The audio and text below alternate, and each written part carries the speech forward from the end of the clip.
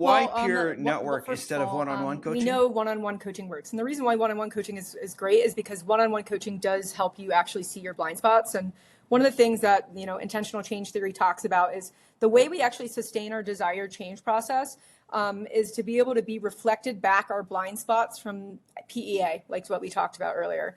And so one of the things that we actually wanted to do was make sure that we created an environment for peers to actually be able to give themselves feedback from their ideal self in mind, which in our case is being a cultural catalyst. And what that does is it creates the neurological and physiological state for one, the feedback to be received, and two, for the change process to actually occur. And so when we actually look at who the cultural catalyst network was made for, was that they were needing peers.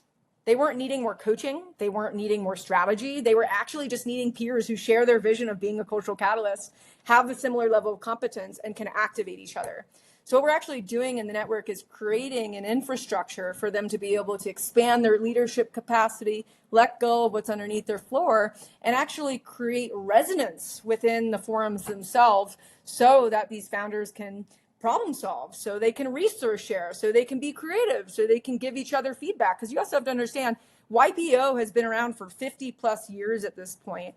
And what often starts with what the research says is they go in for problem solving and resource sharing. What happens is it actually turns into a culture of belonging.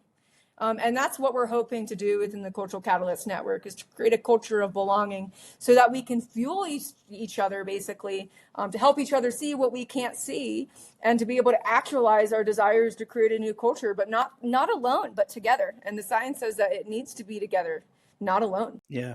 No. Wow. Is there an overlap between what you just described and executive Yeah, masterminds, so it's or funny, when we were actually, are they similar? ideating on the creation of what is now the Cultural Catalyst Network, one of the things that we found was that there was primarily business masterminds, and then there was spiritual development stuff. And for the people that we work with who identify as cultural catalysts, business masterminds don't really get all of them. They miss the part of them that's into personal development, and they definitely don't cover the part of them that wants to create a new culture. And then the spiritual development groups, they're not able to talk business whatsoever. And so they're not being able to be fully met in that. And so what we're creating right now literally hasn't existed until now. It is specifically made for people who identify as cultural catalysts, who want to make a greater impact that's greater than themselves, that will actually change the culture after they leave this planet. So that's why, to answer your question, it hasn't existed until now.